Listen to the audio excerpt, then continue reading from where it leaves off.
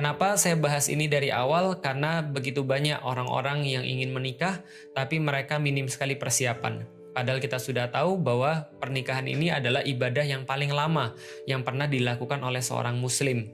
Kalau seandainya ibadah sholat itu hanya 5-8 menit, ibadah puasa mungkin hanya sekitar 13-14 jam, atau mungkin di tempat-tempat yang lain yang musim panas bisa 18 jam atau 19 jam, tapi tidak ada yang mengalahkan ibadah pernikahan. Yang kita harapkan adalah tahunan, yang kita harapkan bahkan puluhan tahun, bahkan kita mengharapkan sampai mati. Bahkan kita mengharapkan sesuai yang dikatakan di dalam Al-Quran, Allah memasukkan kita bersama dengan pasangan-pasangan kita, bersama dengan anak-anak kita, bersama dengan keluarga kita, semuanya menuju kepada surganya Allah Subhanahu wa Ta'ala. Amin. Mudah-mudahan kita termasuk orang-orang yang begitu. Dan mengkaji Islam itu tidak pernah terlalu awal, tidak pernah terlalu dini. Jadi kalaupun seandainya teman-teman sekalian masih merasa belum siap untuk menikah, justru karena itulah lalu kita mulai untuk mengkaji. Karena kalau seandainya kita sudah siap untuk menikah, lalu kemudian kita mau menikah, kita baru bersiap-siap, maka itu adalah sesuatu yang akhirnya terburu-buru. Maka kalau seandainya memang kita belum siap, maka itulah kita belajar, kita mengkaji. Saya secara pribadi saya perlu waktu 4 tahun. Saya sudah ceritakan sedikit kemarin. Dan orang lain mungkin perlu waktu yang lebih singkat karena mungkin mereka lebih pintar, lebih duluan mulai dan segala macamnya. Tapi yang jelas hasil tidak pernah mengkhianati persiapan. Jadi artinya hasil yang kita punya itulah hasil daripada persiapan yang kita lakukan. Coba bayangkan baik-baik. Pelari tercepat di dunia itu kalau saya nggak salah rekornya 9 detik kalau saya nggak salah. Nanti silahkan Google aja. Pokoknya dalam melari sprint 100 meter itu rata-rata atau yang paling cepat saya pikir itu 9 detik. Jadi bayangin ya, dia tanding larinya sendiri itu cuma 9 detik. Tapi berapa lama yang dia gunakan untuk persiapan? Berapa lama yang dia lakukan untuk latihan? Yang dia lakukan untuk latihan seumur hidupnya. Bisa jadi bertahun-tahun untuk cuma 10 detik pertandingan. Kita pun juga sama. Dalam kehidupan kita ada banyak hal yang kita sebenarnya cuma beberapa menit atau beberapa detik saja yang menentukan, tapi persiapannya lama. Bagaimana kemudian kita mempersiapkan diri kita, keimanan kita untuk ujian yang paling cuma sekitar ya berapa menit atau berapa detik saja. Dan ini penting sekali untuk kita ketahui teman-teman sekalian, karena begitu kita memahami bahwasanya setiap pertandingan atau setiap pertempuran itu memerlukan persiapan yang tidak singkat, maka kita akan juga bersiap-siap tentu saja dalam ibadah yang terlama. Selain ini adalah ibadah yang terlama, ini juga ibadah yang sangat diperhatikan oleh Allah dan Rasul-Nya. Maka kita tahu bahwa ketika syaitan dalam satu hadis, iblis itu punya banyak sekali anak-anak buah.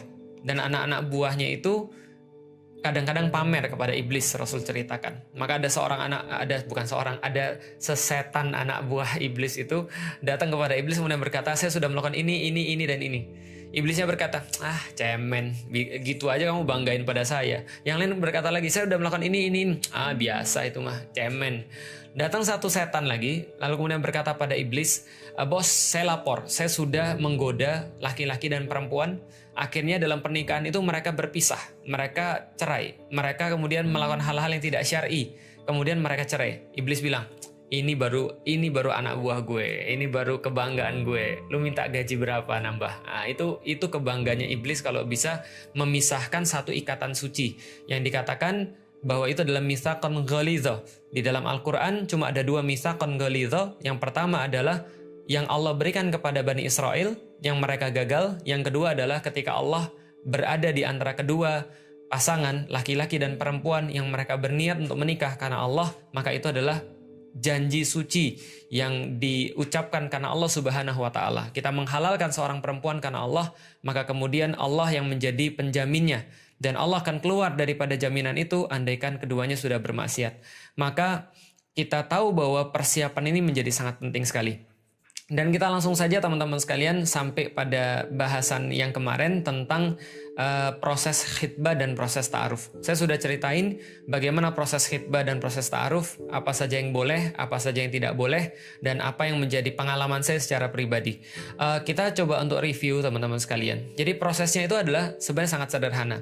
Kalau seorang muslim sudah menjalani semua hal yang kita bilang kemarin tentang belajar tentang Islam, mengubah persepsinya, memahami tentang keimanan, lalu kemudian mengetahui tentang bagaimana seorang muslim itu harus berlaku, kewajiban-kewajiban dia sebagai seorang suami, bagaimana kalau nanti dia jadi seorang ayah, apa yang menjadi tujuan hidupnya, apa yang menjadi life goals-nya dia, bagaimana dia menginginkan cara dia mati sehingga dia sudah siap untuk hidup, dan seterusnya dan seterusnya dan seterusnya. Ini semua adalah bagian daripada apa yang sudah kita bahas yang akan menjadikan seorang muslim atau muslimah itu menjadi sempurna dan menjadi siap untuk melanjutkan pada satu fase berikutnya, yaitu adalah pernikahan.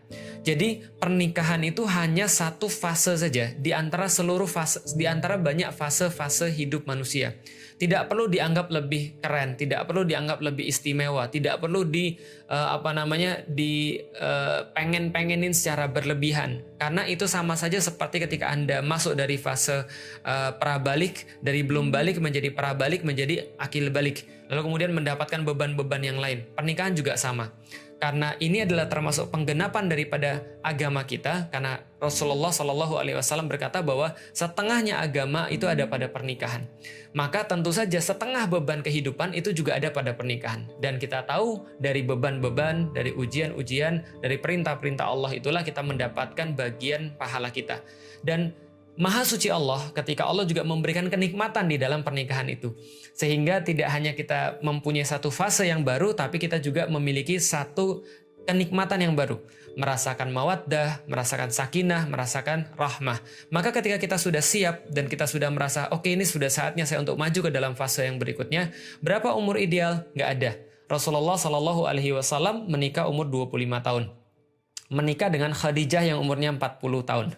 Artinya itu usia yang terpaut sangat besar sekali, yang mungkin di Indonesia sangat sulit untuk diterima. Jadi mereka bisa bilang mereka mengikuti sunnah Rasulullah. Tapi begitu kemudian seorang laki-laki menikah dengan seorang perempuan 40 tahun, janda pula, maka itu pasti menuai omongan yang sangat banyak. Tapi teman-teman sekalian, di sini ada beberapa pelajaran. Bahwa pertama, Rasulullah Shallallahu Alaihi Wasallam umur 25 itu sudah lebih daripada matang. 25 sangat matang sekali, karena beliau umur belasan pun sudah terlibat dalam beberapa peristiwa-peristiwa yang bersifat khusus di antara orang-orang kafir Quraisy pada saat itu. Dan artinya kecerdasan beliau itu, kecerdasan emosionalnya, kecerdasan fisiknya itu sudah di atas orang rata-rata. Itu Rasulullah Shallallahu Alaihi Wasallam. Nah, maka kita pun juga sama. Ketika kita sudah siap memang untuk meminang seorang wanita, maka khitbah saja. Khitbah itu apa? Simply permintaan kepada dia untuk bisa menikahi dia. Kalau dianya sudah setuju, kita bisa lanjut kepada bapaknya. Karena ta'aruf itu, khitbah ta'aruf itu, salah satu ciri-ciri yang membedakan dengan pacaran adalah dia ada jangka waktu yang sudah ditetapkan. Kapan mau nikahnya? Bisa 2 bulan lagi, bisa 3 bulan lagi, atau bisa besok harinya, bisa juga 2 pekan lagi, tapi yang mana yang sudah disepakati. Maka masuklah dalam fase ta'aruf kalau sudah punya yang namanya timeline, gitu kan ya, sudah punya ujungnya kita mau kemana. Jadi kita tuh kalau melakukan sesuatu jangan ini kita lagi mau melakukan apa? Nanti aja lah, yang penting kita ta'aruf dulu. Itu modus pacaran syariah, sudah saya bilang itu nggak boleh. Tapi kita tahu ujungnya ini mau kemana, kita tahu tangguhnya ini di mana, waktunya ini di mana, timelinenya di mana, sehingga kita bisa nyiapin. Inilah namanya komitmen.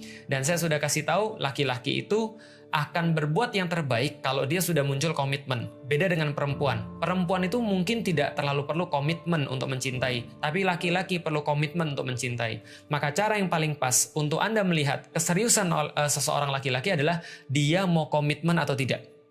Kalau dia nggak mau komitmen, ini bukan laki-laki yang baik. Gampang saja. Laki-laki yang baik, laki-laki yang serius, itu laki-laki yang punya komitmen. Kapan mau nikah dengan saya? Tanggal ini, bulan ini, insya Allah. Kalau semua sesuai dengan apa yang kita sudah rencanakan, insya Allah di bulan ini, insya Allah di tanggal ini, engkau menjadi milik saya sah insya Allah. Saya ambil daripada bapakmu dengan cara yang sah. Tapi ketika ditanyakan, kapan kita menikah? Ya nanti lihat aja dulu, yang penting kita jalanin aja dulu. Enggak, ini laki-laki nggak punya komitmen. Dan sampai kapanpun, dan sudah dibuktikan dengan penelitian, laki-laki yang tidak punya komitmen tidak akan bisa develop perasaannya dari komitmen itu kepada rasa cinta yang hakiki. Itu yang membedakan. Maka ada orang yang nanya pada saya, Ustaz, kenapa pacaran tuh nggak boleh misalnya? Ya jelas sekali, pacaran tuh bukan komitmen. Pacaran tuh nggak ada komitmen sama sekali. Bisa jadi hari ini nyambung, bisa jadi besok putus. Dan itu bisa jadi seenak-enaknya dari salah satu pihak daripada keduanya. Saya bahasakan kayak orang pergi ke satu tempat, lantas dia mampir ke rest area. Mampir ke rest area, numpang makan, numpang ke toilet, lalu kemudian dia bisa pergi kapanpun yang dia suka. Karena itu nggak ada komitmen di situ. Nah, pertanyaannya, perempuan mau nggak jadi rest areanya? Mau serius atau mau main-main? Kalau mau serius itu adalah nikah. Kalau mau main-main ya pacaran. Nah, yang cewek-cewek mau diseriusin atau mau dimainin? Nah, karena kalau serius itu pasti ada komitmen. Nah, kalau ada komitmen, itu baru laki-laki bisa develop cinta. Contoh lagi misalnya, orang pacaran itu nggak ada komitmen, nggak ada keseriusan. Maka kalau seandainya orang-orang yang dulunya pacaran, lantas ketika dia menikah, dia lalu selingkuh. Ya itu wajar-wajar saja. Kenapa? Karena selingkuh dan pacaran nggak ada bedanya. Itu proses yang sama.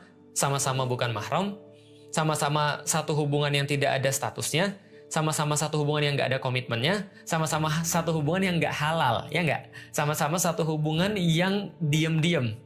Bisa jadi backstreet, bisa jadi kemudian nggak ketahuan dan segala macam, tapi ini tidak ada komitmen yang jelas. Maka kalau ada orang yang pacaran, itu adalah maksiat. Ketika dia sudah nikah, dia ulangi maksiat yang sama, jangan heran. Jangan salahkan siapapun selain diri Anda. Kenapa? Karena Anda sudah memilih orang yang sudah berani bermaksiat kepada Allah. Kalau sama Allah aja dia berani bermaksiat, apalagi cuma sama manusia. Kalau sama Allah saja yang maha melihat, dia masih bisa mau untuk mengakali Allah. Dia masih bisa untuk menyembunyikan diri dia daripada Allah. Dia merasa bahwa dia nggak dilihat Allah. Apalagi cuma sama manusia, gampang banget nyembunyiin password HP. Lalu kalau maksiat pergi ke puncak, kalau maksiat pergi ke kota yang lain atau pergi ke negeri yang lain. Kalau seandainya dia mau maksiat, dia punya cara-cara tertentu. Laki-laki punya banyak cara untuk bisa maksiat dan Anda nggak akan bisa ngawasin dia 100%. Maka tinggalkan pengawasan itu pada Allah. Bagaimana kita tahu bahwa pengawasan itu ada pada Allah? Ketika seorang laki-laki itu dari awal menunjukkan komitmen bahwa dia ketaatannya hanya pada Allah Subhanahu wa taala, sehingga ketika dia taat pada Allah, dia memilih Anda karena Anda juga menaati Allah Subhanahu wa taala. Itu summary-nya. Ketika kita kemudian masuk dalam fase khitbah, maka sudah masuk khitbah, kita sudah tentukan tanggal untuk pernikahan, kita sudah tentukan waktu untuk ta'arufnya, maka yang kedua adalah tidak boleh kholwat. Maka kita tidak boleh berkholwat. Gimana caranya supaya tidak berkholwat? Boleh bawa keluarga. Maka seorang perempuan bisa bawa keluarga laki-laki, keluarga dari bapaknya misalnya, atau kakaknya, atau ibunya, atau seorang laki-laki yang mau yang mau ta'aruf dengan seorang wanita datang ke rumahnya. Seperti saya ketika sudah fase ta'aruf, saya bawa calon istri saya ke rumah saya. Jadi Ummu Alila saya bawa ke rumah saya untuk ketemu dengan bapak dan ibu saya. Begitupun juga saya pergi ke Pati untuk bertemu dengan keluarga dia. Untuk apa? Untuk menjelaskan, ini loh saya. Nanti di situ orang tuanya nanya, Dek Felix kerja apa? Gitu kan ya. Oh iya, saya kerjanya di sini. Saya penghasilannya segini sebulan. Tapi ibu, walaupun mungkin tidak cukup, tapi insya Allah saya berkomitmen. Andai saya harus gosok WC ibu, saya akan gosok WC untuk membiayai anaknya ibu. Lalu kemudian dia bisa ngelihat kita. Pas kemudian saya pergi ke Pati dan kebiasaan kita di kampus adalah sholatnya di masjid dong. Ya karena waktu itu belum ada corona. Kebiasaan kita adalah sholatnya di masjid dong. Ketika kita sholat di masjid terus muncul desas-desus di antara orang-orang di kampung. Itu mantunya Pak Sini orangnya soleh. Lah kenapa? Karena sholatnya di masjid. Nah, itu menambah sifat positif dong, menambah satu hal yang positif. Padahal saya belum jadi mantunya, gitu ya. Jadi intinya adalah ini adalah salah satu contoh gimana cara kita menjalani khitbah dan ta'aruf. Yang jelas tidak ada yang namanya kholwat dan kita memang sudah siap untuk menikah. Tinggal menentukan kapan waktunya, lalu kemudian kita bisa masuk ke dalam fase berikutnya. Apa fase berikutnya? Mempersiapkan pernikahan. Nah, ini adalah fase berikutnya. Nah, ini saya pikir adalah sesuatu yang sangat sederhana sebenarnya tentang masalah mempersiapkan pernikahan. Pernikahan itu bukan sesuatu yang bersifat khusus di dalam Islam. Artinya tidak perlu sampai orang tuh mengatakan, Ustadz enak aja nyuruh nikah, putusin aja, bayarin dong kalau seandainya nyuruh-nyuruh aja. Pertanyaan saya, yang enak siapa, yang bayarin siapa? Ya kalau misalnya Anda sudah mau nikah, ya berarti Anda sudah harus siap. Berarti kalau Anda belum siap, berarti Anda belum layak untuk menikah, termasuk dalam persiapan finansial. Tapi yang sering menjadi satu halangan adalah ketika orang tuh berpikir bahwa nikah tuh harus mahal. Inilah yang menjadi, saya pikir ya, dosa jariah daripada orang-orang yang menunjukkan kepada orang yang lain bahwa nikah tuh benar-benar harus mahal. Padahal nikah tuh nggak harus mahal, teman-teman sekalian. Saya ketika menasehati adik-adik kajian saya yang kemudian mau nikah, saya bilang sama mereka, duit itu lebih antum perlukan setelah nikah, bukan sebelum nikah. Andai kan antum misalnya ya taruhlah anaknya bos besar misalnya, Anda mungkin bisa nikah dengan nggak ada masalah. Tapi nggak semua orang tuh orang kaya, tahu nggak? Nggak semua orang tuh orang berada. Kadang-kadang Anda tuh harus tahu diri dan Anda harus tahu kemampuan seperti apa. Karena itulah saya pernah untuk mengarrange satu pernikahan teman-teman sekalian di tahun 2000 kalau nggak salah 2016 kalau saya nggak salah atau 2013 atau 2016 pernikahannya itu cuma 10 juta all in. Sudah termasuk catering, sudah termasuk yang menikah itu apa namanya? Penghulu, termasuk penghulunya, termasuk kemudian kos-kosannya, sudah termasuk ranjangnya, sudah termasuk segala macamnya, mahar dan seterusnya. Itu cuma 10 juta dan itu bisa banget kalau kita mau untuk mengusahakan. Tapi mindset kita seolah-olah bilang gini, yang penting nikah tuh adalah seumur hidup sekali. Maka buatlah yang bagus. Akhirnya harus menghabiskan puluhan, bahkan ratusan, bahkan miliaran. Ya ini yang saya katakan bukan sesuatu yang harus kita lakukan. Karena nggak semua harus kita contoh kalau sesuatu itu adalah sesuatu yang nggak baik. Maka teman-teman sekalian, dalam rangka mempersiapkan pernikahan, kita memang harus tahu kapasitas kita seperti apa. Dan ini yang diomongkan juga kepada keluarga calon yang kita akan nikahi. Dan ini memang tergantung budaya. Dan gak ada masalah, budaya itu yang gak selalu salah. Tapi biasanya yang kejadian adalah kalau kita ke orang Jawa, misalnya kayak saya datang, lalu kemudian saya bilang, berarti nanti seperti apa ibu pernikahan? Gimana bapak pernikahan? Bapaknya bilang, ya saya ikut ibu aja. Kan saya sudah bilang influencer terbesar adalah ibu. Ibunya bilang, ya nanti biar kita atur biar kita atur nanti seperti apa, biar nanti kita buat walaupun kita nggak bisa mewah-mewah. Oh justru itu bagus. Lalu kemudian disampaikan kira-kira nanti acaranya begini. Dan kita kan sudah ngobrol di antara pasangan. Saya dan istri saya ngobrol, saya tanya gimana kalau pas nanti ngadain acara biasanya proses pernikahan di kampung tuh kayak apa? Dia sampein, oh ada kayak begini-begini, nanti begini-begini, tapi kita harus hati-hati. Kenapa? Karena yang namanya pernikahan di Jawa itu nanti ada organ tunggalnya, nanti ada nyanyinya, nanti ada biasanya biduannya. Nah di situ kita harus hati-hati dan di situ kita harus benar-benar untuk mengawasi. Nah kalau kita sudah tahu poin-poinnya di mana, pertama bakal ada biduan, lalu bakal ada orang yang le-lean yang kemudian tidur sampai larut malam, begadang, lalu kemudian main judi di sana dan segala macamnya. Ada apa lagi? Ada biasanya sesembahan yang akan diberikan, ditaruh di mana dan segala macamnya, yang berpotensi merusak akad kita untuk menjadi sesuatu yang nggak syar'i.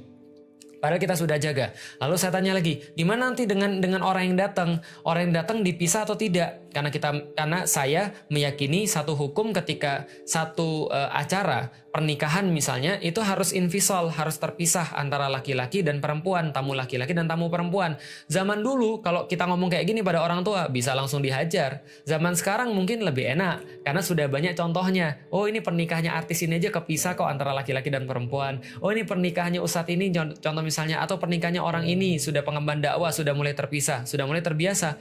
Dan orang-orang Jawa itu sebenarnya nggak digituin juga sudah misah sebenarnya, karena laki-laki duduk sama laki-laki, sama bapak-bapak, ya yang perempuan-perempuan duduk sama perempuan. Itu sudah biasa kepisah kayak gitu kalau di orang Jawa, karena budaya Islamnya masih ada, masih kental di situ. Beberapa mungkin ya, tapi ada juga ya kayak tadi biduan yang goyang-goyang pas malam, lalu kemudian ada orang yang begadang lalu main judi dan segala macam. Disitulah kita coba untuk membuat sebuah strategi dalam hal-hal kayak gini.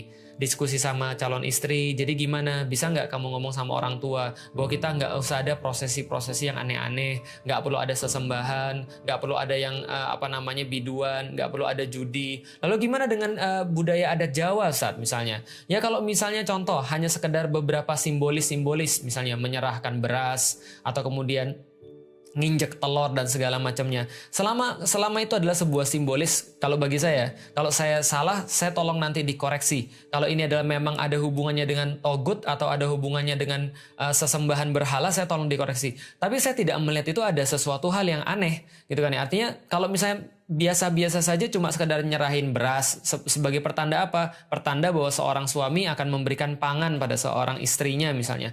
Lalu memberikan baju sebagai pertanda bahwa dia akan memberikan perlindungan baju kepada istrinya dan seterusnya, nggak ada masalah. Tapi kalau misalnya dandanan ala Jawa, nggak. Karena itu buka aurat berarti. Saya bilang sama istri saya, kamu bisa nggak untuk nyelesain checklist ini? Checklist apa aja yang kira-kira nanti akan jadi masalah. Coba kita checklist satu-satu. Oh ini checklist. Oh ya ini checklist. Oh ya ini checklist. Oh ini checklist. Kalau semua checklistnya sudah beres, kita kemudian ngomong sama orang tua, ya berarti alhamdulillah kita bisa melanjutkan pada pernikahan. Tapi sebelumnya kalau misalnya ini sudah beres, lalu bagaimana dengan uang? Saya bilang sama ibunya, ibu, dan ini harus diomongin. Tapi kita nggak enak inilah gunanya ta'aruf dan khitbah. Ingat, Anda itu bukan melaksanakan sesuatu yang main-main. Tapi pernikahan ini harus jelas. Maka harus benar-benar ditanya, mohon maaf ibu, mohon maaf banget. Kalau nanti urusan untuk pengeluarannya, ini kira-kira siapa ya yang nanti akan menanggung? Itu harus ditanya. Kalau ibunya ngomong, iya kalau saya sih berharap adik yang nanggung dari pihak laki-laki. Ya berarti tinggal kita tanya, kira-kira berapa yang ibu perlukan? Dia bilang misalnya contoh, yang saya perlu sekitar 500 miliar. Waduh.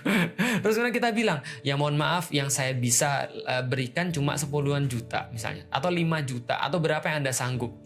Tapi kalau saya Anda ketemu dengan orang yang baik, alhamdulillah kayak saya, itu kemudian saya nanya, ibu perlu berapa? Oh, nggak usah. Ya seperti kan saya bilang kemarin orang Jawa kan gitu kan ya. Nggak usah, nggak apa-apa, biar kita aja. Saya tanya berkali-kali nggak mau. Akhirnya bapak saya bilang, udah Lik nih, papi kasih uang. Bapak saya kasih 5 juta, saya kasih 5 juta itu kepada calon mertua saya. Ibu ini dari bapak saya, mohon maaf tolong diterima, nanti untuk bantu-bantu pas akad. Untuk bantu-bantu acara pas walimah. Lantas kemudian diterima. Maka saya nikah istri saya itu cuma 5 juta. All in semuanya. 5 juta. Dan saya mengeluarkan duit lagi. Bukan duit saya sih sebenarnya. Duit bapak saya. Karena bapak saya yang bayarin saya. Untuk beli mahar. Lalu berupa mas kawin. Emas. Lalu kemudian seperangkat alat sholat. Lalu itu yang kejadian. Mudah banget. Dan teknis-teknis yang lain. Ngurusin surat dan segala macamnya. Ustadz, itu udah terlalu jauh. Yang maksud kita itu adalah bagaimana dalam ta'aruf ini kalau kita tidak cocok. Bagaimana cara menentukan kita cocok atau tidak. Saya sudah bilang sama antum, yang antum cari apa? Yang saya nih, misalnya antum ambil pengalaman saya aja deh. Saya nyari istri, itu adalah orang yang kelak bisa mensupport saya dalam dakwah. Berarti yang saya paling perlu adalah komitmen dia pada Allah. Dia boleh jadi punya pendapat-pendapat yang lain, tapi dia berkomitmen selama saya bilang qala Allah, qala Rasulullah, ketika Allah sudah berkata, ketika Rasul sudah berkata, maka dia serius untuk menjadikan itu sebagai pertimbangan dia. Itu aja yang saya perlu. Saya cuma perlu orang yang mendedikasikan dirinya, komitmen dia yang terbaik itu adalah pada Allah Subhanahu wa taala. Itu yang saya perlu. Itu cukup bagi saya. Oke, ini yang sudah wajib sudah terpenuhi. Apalagi yang saya minta? Yang saya minta adalah seorang ibu yang kelak nanti akan mendidik anak-anak saya dengan cara tertentu sehingga nanti jadinya kayak saya. Dia nggak keberatan dengan aktivitas saya. Dan jelas dia nggak keberatan kalau anaknya nanti jadinya kayak saya. Maka itu yang saya perlukan. Perempuan lalu kemudian bisa mendukung aktivitas dakwah saya, lalu kemudian bisa menjadi ibu daripada anak-anak saya. Itu adalah sesuatu yang saya anggap wajib. Maka kemudian apa lagi? Ya tentu dong kalau punya anak berarti dia harus, ya mohon maaf, tidak punya kekurangan di hal-hal yang bisa mengakibatkan dia nggak punya keturunan. Walaupun pembahasan yang lain, kalau ada orang-orang yang nggak punya keturunan, itu bisa jadi pembahasannya berbeda. Bukan berarti sesuatu yang jelek atau sesuatu yang buruk. Enggak. Sama sekali enggak. Karena bisa jadi ada kemuliaan yang lain yang Allah mau berikan pada orang-orang yang seperti ini. Tapi saya pastikan, seperti apa memastikannya? Ya tanya. Kamu, ya ini paling mudah ya. Seorang laki-laki bisa nanya, jadwal haidmu lancar atau enggak? Itu boleh. Kenapa? Karena itu salah satu tanda daripada kesuburan jadwal haid misalnya. Atau misalnya kamu punya penyakit keturunan atau tidak. Misalnya contoh ya jantung atau misalnya penyakit-penyakit yang dalam dan segala macamnya, ini boleh ditanyain pas ta'aruf dan khitbah. Yang saya perlu cuma itu saja. Bonusnya adalah dia rajin mengkaji Islam. Dia sudah mulai untuk membaca kitab-kitab tertentu yang saya pikir nanti akan berguna untuk anak-anak. Dia orangnya sederhana. Dia orangnya mudah untuk disenangkan. Karena orang desa, mudah untuk disenangkan. Dia orangnya bisa menghargai seorang laki-laki. Tapi ada kekurangan atau tidak? Jelas ada.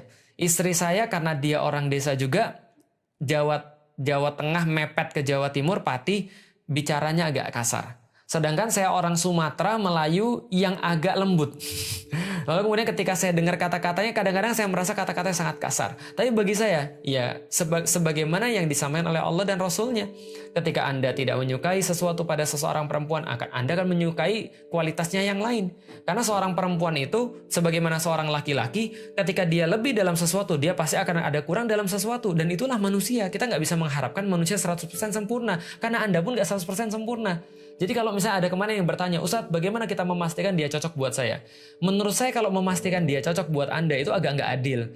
Tambah deh satu pertanyaan lagi. Nggak hanya apakah dia cocok bagi saya, tapi Anda juga harus bertanya, apakah Anda juga cocok bagi dia? karena Anda itu juga nggak sempurna, sebagaimana dia nggak sempurna. Maka ketika perkataan dia kadang-kadang kasar, maka kadang-kadang dia menurut saya Ummu Alila kurang playful misalnya. Menurut saya misalnya Ummu Alila punya beberapa kekurangan yang lain, misalnya terlalu polos misalnya dan segala macam, nggak bisa berpikir bahwa orang tuh punya satu plot terhadap dia misalnya. Ya itu adalah sesuatu yang harus saya tutupi. Di saat yang sama Ummu Alila tuh tegaan banget bisa jadi. Di saat yang sama saya tuh nggak tegaan banget. Maka itu juga melengkapi. Ummu Alila tegaan banget, saya nggak tegaan. Ummu Alila kadang-kadang melihat sesuatu dengan cara lebih berpikir panjang, saya nggak berpikir panjang. Saya kalau lagi mau sesuatu ya sudah, lakukan ya lakukan, beli ya beli. Ummu Alila bilang jangan dulu, sebentar, coba kita mikir dulu. Ya itu kan perempuan dan laki-laki saling melengkapi satu sama lain. Cara kita mendidik anak juga seperti itu. Kadang-kadang kalau saya marah dia ngingetin saya, kadang-kadang ketika dia kemudian nggak tepat saya coba untuk membenahi dia. Ya inilah namanya rumah tangga. Jadi ketika kita pendekatan yang kita cari juga hal yang seperti itu tadi. Bagaimana ketika kita melihat bahwa dia tuh punya karakter-karakter wajib yang sudah kita list di dalam kehidupan kita. Oh, dia sudah punya ini, berarti yang lain tinggal pelengkap saja. Bagi saya dia manis, asik. Gitu kan. Kenapa? Dari dulu tuh saya senang dengan perempuan-perempuan yang matanya bulat. Gitu kan. Nah, bagi saya kemudian Ummu Alila mempunyai karakteristik itu nggak wajib. Itu adalah sesuatu yang bersifat ya sunnah kali ya gitu ya. Terus apa lagi? Oh, tapi dia hitam, ya nggak ada masalah. Lah kenapa? Kan sudah saya bilang, kita nggak ngukur tingkat keputihan, kita nggak nyari model untuk pemutih gitu kan ya. Lucu kan ya, jual pemutih tapi modelnya udah putih semua gitu kan ya, dan nggak bisa lebih putih lagi daripada itu. Oke, jadi artinya adalah kalau kita bicara tentang kualitas-kualitas yang kita inginkan, Anda yang harus jelas. Jadi kalau Anda bilang apakah dia cocok buat saya, berarti Anda itu yang nggak jelas untuk mengetahui apa yang Anda mau. Kalau Anda sudah jelas dengan apa yang Anda mau, Anda nggak akan bertanya seperti itu. Bahkan in the first place ketika Anda milih dia pun Anda sudah memberikan filter-filter itu. Jelas ya? Jadi kalau seandainya Anda menemukan sesuatu yang Anda nggak suka dan Anda nggak siap untuk menghadapi itu, dan hal itu bersifat mungkin tidak bersifat agamis ya, tapi bersifat hal-hal yang lain. Contoh Anda melihat dia nggak bisa nurut sama Anda dan dia senantiasa bantah, atau pola hidupnya yang terlalu tinggi. Misalnya dia harus pergi ke mall setiap pekannya 2 kali, atau harus beli tas bermerek yang harganya jutaan, bahkan puluhan, bahkan ratusan juta, dan dia seneng dengan perkara-perkara kayak gitu. Kalau saya terus terang saya nggak bisa terima. Saya nggak bisa terima kalau dulu ketika saya taruh sama Ummu Alila dan dia kemudian mengharuskan standar hidup dia itu ada pada satu titik tertentu. Bagi saya yang lain boleh menerima dan itu syar'i saja, tapi saya nggak bisa nerima pola hidup yang kayak gitu. Mohon maaf banget, saya nggak bisa terima pola hidup yang kayak gitu. Nah, contoh misalnya dulu ketika saya pergi ke Paris dan pergi ke Milan bersama dengan bapak dan ibu saya dan teman-teman bapak dan ibu saya tuh nggak bisa nerima kalau ada orang beli tas harganya puluhan juta. Itu saya nggak bisa terima. Saya nggak bisa terima orang beli tas harganya ratusan juta. Itu saya nggak bisa terima dan nggak masuk dalam kepala saya. Dan saya paling nggak suka ketika orang tuh ngelihat kita dan ngelihatnya dari luar kita, seolah-olah kita nggak punya kualitas internal. Dan saya nggak mau kalau istri saya nanti itu dinilai daripada apa yang dia pakai, bukan apa yang ada dalam diri dia, bukan apa yang dia dakwakan. Bagi saya itu nggak penting sama sekali. Saya nggak bisa terima ketika seseorang bilang saya nggak bisa jalan kalau mobilnya nggak model kayak gini. Nah kenapa?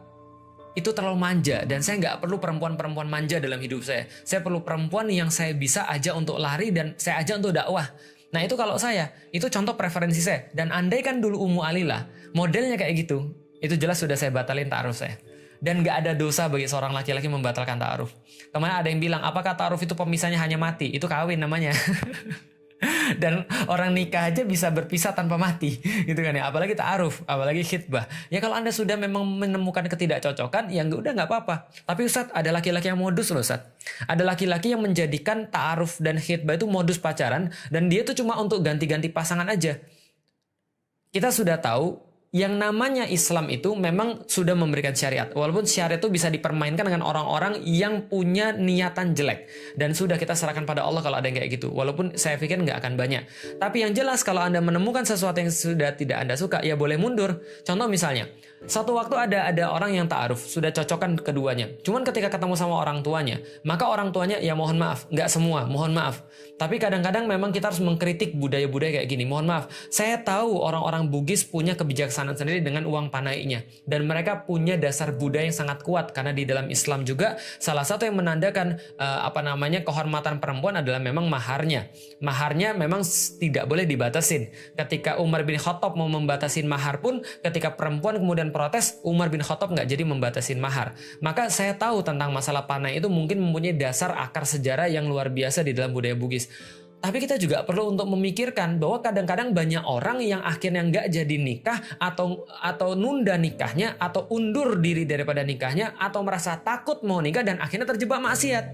Dan ini adalah permasalahan yang sangat besar sekali, gitu maksudnya. Dan kita harus tahu juga. Nah, maka orang-orang tua juga harus mikir. Ketika waktu dulu juga ada satu kasus ketika mau menikahi salah satu adik saya mau menikahi orang Bugis, lantas tiba-tiba orang tuanya mengajukan mahar yang luar biasa, yang mungkin nggak bisa dipenuhi, ataupun kalau dipenuhi juga untuk apa.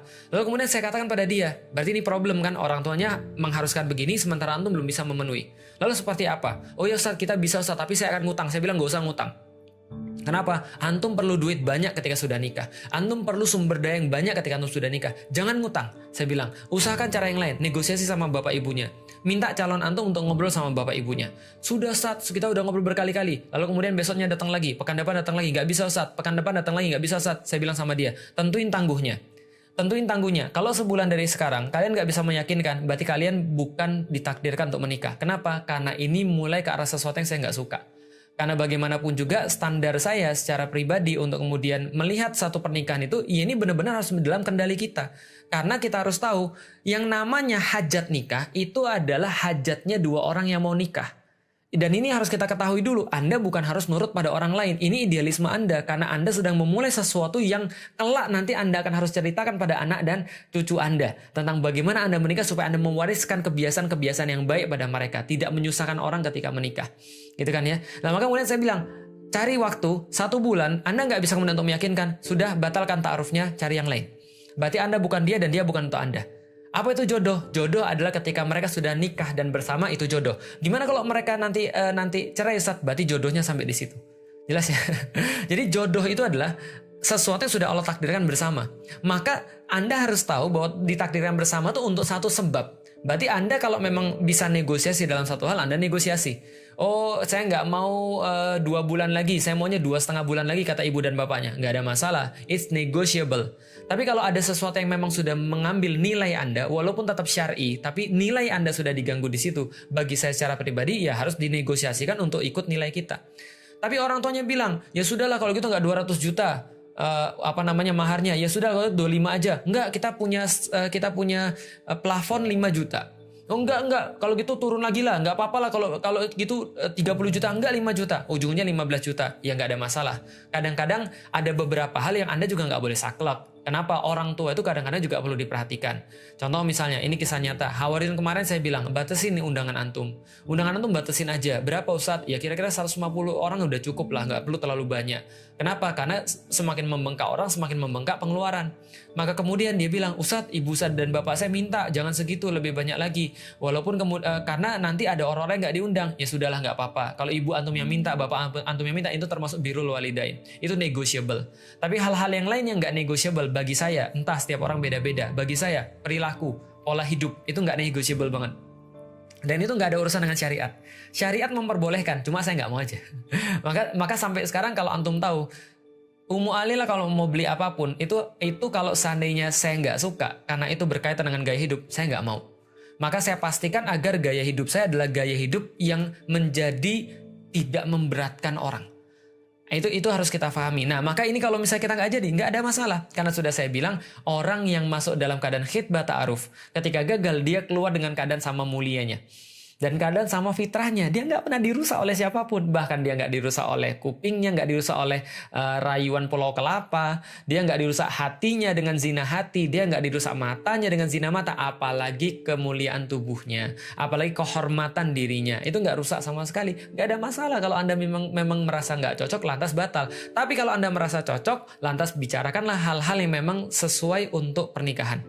Tentang budgetnya, tentang siapa yang diundang, tentang list-list pernikahan, tentang siapa yang kita gunakan sebagai event organizer, yang biasanya yang digunakan adalah teman-teman halkohnya, atau teman-teman likoknya, atau misalnya yang ditunjuk sama murabiahnya, atau yang ditunjuk oleh musyrifahnya, yang biasanya nikahnya di tempat yang ahwatnya, kan gitu kan ya. Nah, itu tentang mempersiapkan nikah.